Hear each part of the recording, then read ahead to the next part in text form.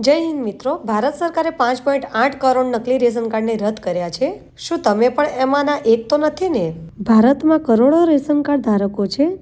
સરકાર ration card દ્વારા રાષ્ટ્રીય ખાદ્ય સુરક્ષા કાયદા હેઠળ લોકોને ઓછા ભાવે રાશન પૂરું પાડે છે.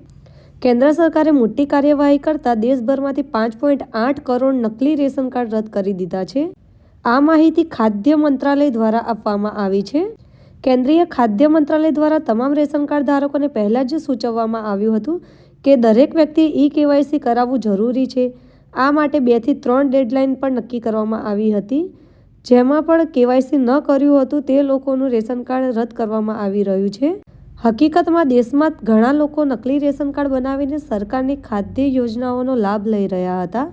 ભારતના પબ્લિક ડિસ્ટ્રીબ્યુટર સિસ્ટમમાં ડિજિટાઇઝેશનના કારણે ઘણો બદલાવ આવ્યો છે. જેના કારણે નકલી રેશન કાર્ડ ધારકોને ઓળખવું વધુ સરળ બન્યું છે.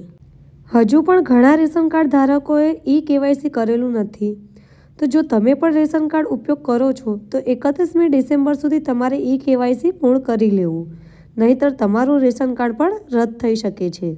આવી જ અન્ય ગવર્મેન્ટ યોજનાઓ તેમજ જોબ વિશેની માહિતી મેળવવા માટે મારી ચેનલને લાઇક કરો, સબસ્ક્રાઇબ કરો, ફોલો કરો.